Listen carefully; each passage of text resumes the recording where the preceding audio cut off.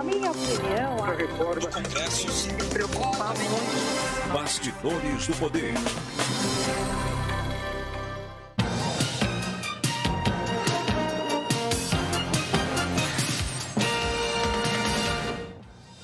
Nós estamos de volta com Bastidores do Poder e agora com o quadro Band Eleições.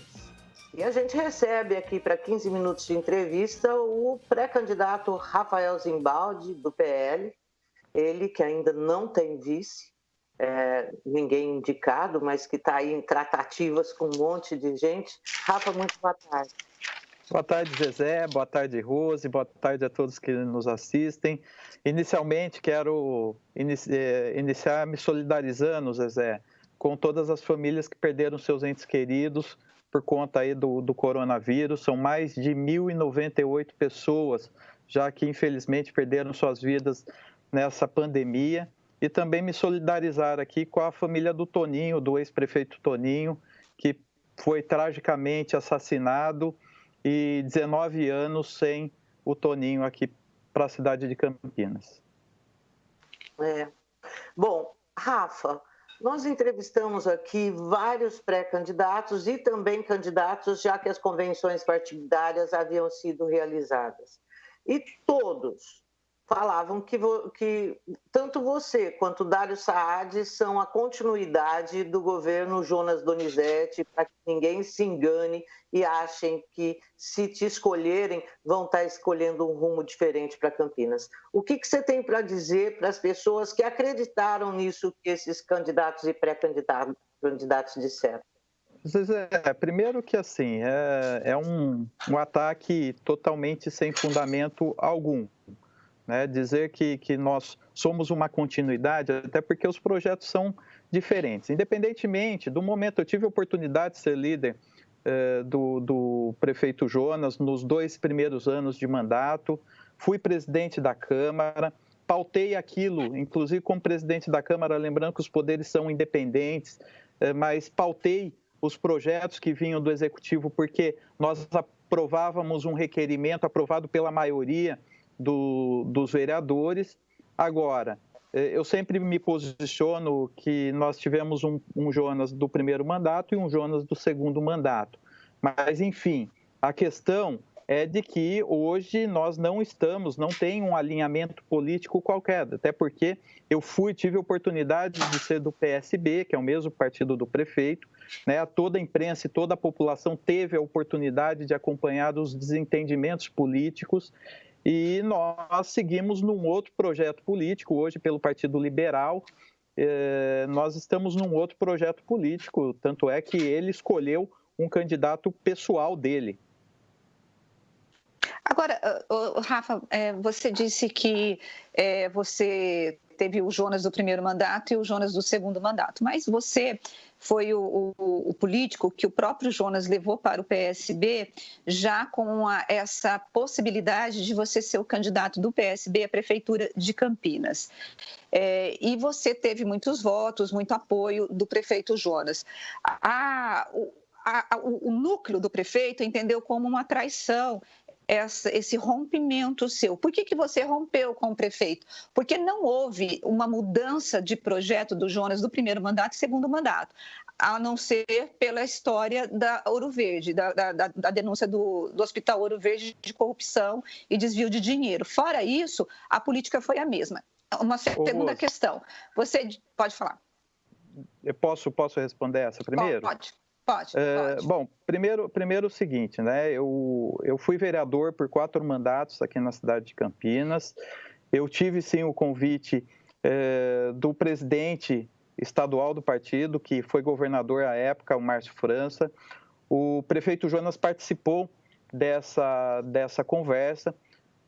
Tive uma votação muito expressiva na cidade de Campinas. Dos 80 mil votos, 50 mil foram em Campinas. Na verdade, o que existiu é um desentendimento e um desalinhamento político, né? Que nós não tínhamos mais condições de seguir naquela linha. Eu sempre me posicionei de uma forma muito independente. Eu não quero ser prefeito da cidade de Campinas simplesmente por ser prefeito da cidade de Campinas, né? Nós precisamos ter um pensamento próprio, um alinhamento próprio, e é dessa forma que a gente sempre dirigiu o nosso mandato, né? Nós não podemos ser uma continuidade. Se a continuidade fosse boa, até a população estaria aprovando, né? Nós, infelizmente, hoje, a prefeitura, por falta de planejamento, nós não temos uma prefeitura alinhada. Hoje nós temos secretários que não se conversam entre si, vocês sabem disso, vocês acompanham a política da cidade de Campinas. Então, cada secretaria hoje funciona como uma mini prefeitura. Não existe uma sintonia e uma gestão alinhada e seguindo num único caminho, né? Que é aquilo que a cidade precisa, seguir num único caminho, num alinhamento, num planejamento, e isso não aconteceu. Portanto, eu, em não concordar com esse tipo de alinhamento político, nós seguimos um outro caminho, estamos aí apresentando um novo projeto para a cidade. Bom, Rafa, qual outro caminho? Assim, na minha análise, quando eu analiso a gestão Jonas Donizete, eu vejo uma gestão marcada por um aumento vigoroso da carga tributária, aumento da tarifa de água. Enfim, eu vejo o custo Campinas tendo disparado durante os 2 mandatos. Mas tudo isso ele fez até um determinado momento, que foi um determinado momento que você esteve junto com ele, quando tudo isso aconteceu. Tá? Quando que você mudou? Ele queria mais coisa? Ele queria mais aumento de carga tributária? O que que... A questão é o seguinte, nos últimos 4 anos, Campinas teve pouco desenvolvimento econômico. Hoje, para você aprovar um empreendimento aqui na cidade, leva de 8 a 12 anos. Né? Para você conseguir atrair uma empresa, o custo tributário aqui é muito alto. E vendo essa queda no desenvolvimento econômico da cidade, foi proposto um aumento de IPTU que provou, inclusive, que os comerciantes não conseguem pagar esse preço abusivo. Além do ISS, que nós temos o ISS no seu limite máximo, a grande maioria dos serviços prestados, lembrando que a nossa principal arrecadação é o ISS, né? Hoje, todos os serviços prestados na cidade, ou quase todos, a grande maioria está em 5%.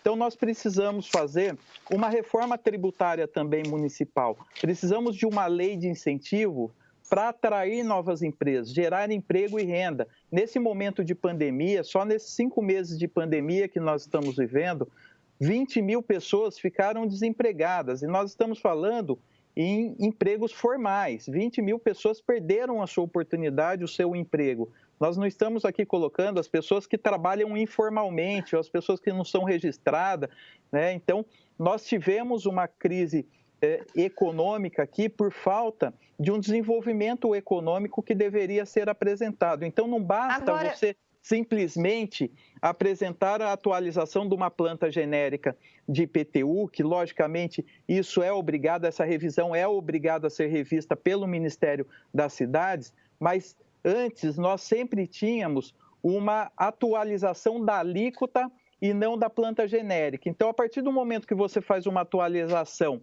da planta genérica, logicamente que você precisa abaixar a alíquota de IPTU. Agora, vereador, o que difere do candidato Rafa Zimbaldi e do vereador Rafa Zimbaldi? Porque quando vocês receberam os projetos de aumento de IPTU e de ITBI, o aumento de IPTU, por exemplo, foi chamado numa sessão de urgência, justamente para que a população extraordinária, para a população nem se mobilizar para poder votar esse projeto que aumentou em quase 60% o IPTU, só não aumentou porque o prefeito voltou atrás esse ano, nos 10% que iria aumentar neste ano foi retirado. O que muda do senhor candidato, do senhor vereador? Porque o papel do vereador é justamente também fazer essa fiscalização. E quando o senhor fala que a Câmara é independente, a gente sabe que existe uma maioria na Câmara e que o presidente é o responsável por colocar os projetos na pauta. Então, essa independência, ela só existe no papel, porque os vereadores acabam votando aquilo que é conversado antecipadamente com o prefeito da cidade ou, na época, com o ex-secretário, o Vanderlei Almeida. Ô, Rose, assim, precisa até deixar muito claro para a população e quem está nos assistindo que a Câmara Municipal ela tem um regimento interno. O presidente, ele coloca na pauta da Câmara Municipal, nas sessões legislativas, os projetos que estão instruídos e não os projetos que vão para instrução. A sessão extraordinária, ela é requerida pela maioria dos vereadores, ou seja, 17 vereadores que na época foi apresentado um requerimento pela liderança de governo com 17 assinaturas. E aí o presidente, sendo favorável ou contrário, até porque o presidente ele tem que se posicionar de uma forma neutra, ele não questiona o mérito se a votação pode ou não pode acontecer. O presidente da Câmara ele é obrigado a colocar em pauta aquilo que a maioria dos vereadores aprovaram, aquilo que a maioria dos vereadores requereram.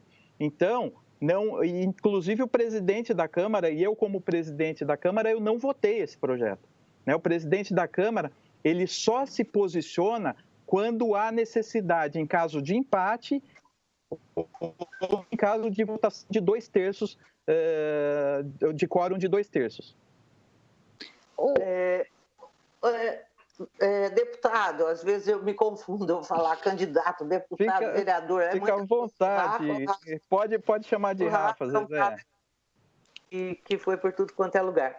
Bom, Rafa, explica pra gente essa ruptura tua com o Jonas Donizete. Eu até hoje não entendi. A Rose já falou da CPI do Ouro Verde, mas assim, o que nós vimos foi aquilo que a Rose insistiu. Você foi para o PSB, você seria o candidato do Jonas, todos nós sabíamos disso. Num determinado momento, o Jonas começou a te dar um banho de gelo, e a gente perguntando o que está acontecendo. Um dos comentários foi que o Jonas teria se irritado com você porque você não esteve presente na votação da CPI do Ouro Verde. Ele queria que você, como candidato dele, estivesse lá para apoiá-lo, e você não estava. Em que momento se deu essa ruptura e por que vocês romperam?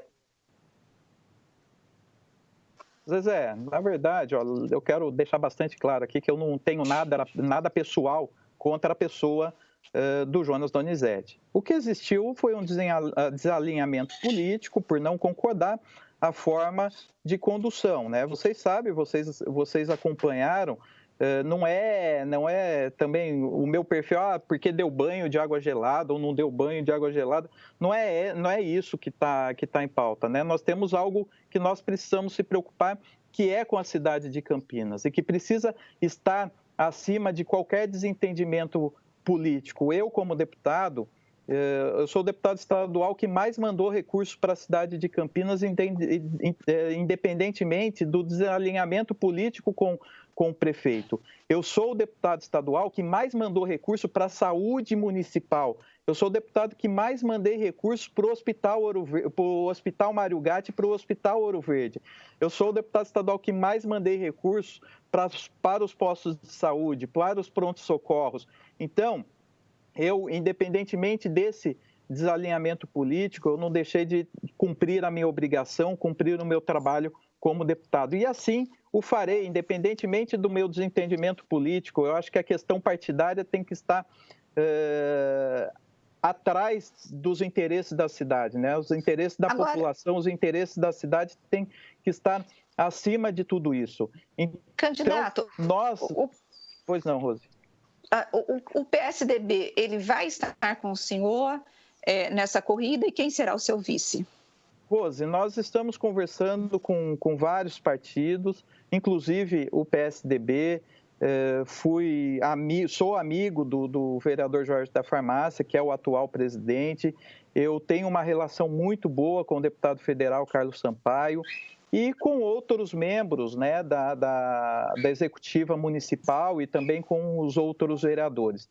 Nós estamos conversando, não existe ainda uma definição do PSDB de estar aqui conosco, mas nós estamos conversando. Existe a possibilidade de uma vice, mas nós estamos também conversando com partidos que já estão no nosso arco de aliança. Então, todas essas possibilidades, ainda elas não terminaram. Nós temos ainda muita discussão. O PSDB optou por mudar a data da sua convenção, saiu de domingo para quarta-feira, se eu não me engano. E nós estamos conversando com vários partidos, inclusive o PSDB. Bom, deputado, eu quero agradecer muito a presença do senhor aqui no Bastidores do Poder. Nós vamos ter oportunidade de falar novamente, aí a gente vai falar de planos para a cidade, mas com o senhor a gente tinha muita dúvida para esclarecer. Muito obrigada, Rafa Zimbaldi, e até daqui a pouco. Zezé, obrigado, Rose. E mais uma vez terminar aqui a minha entrevista aqui, me solidarizando com as famílias vítimas desta pandemia, do coronavírus, e também me solidarizando com a família do ex-prefeito Toninho. Muito obrigado, um grande abraço, que Deus abençoe. Obrigada, Rafa.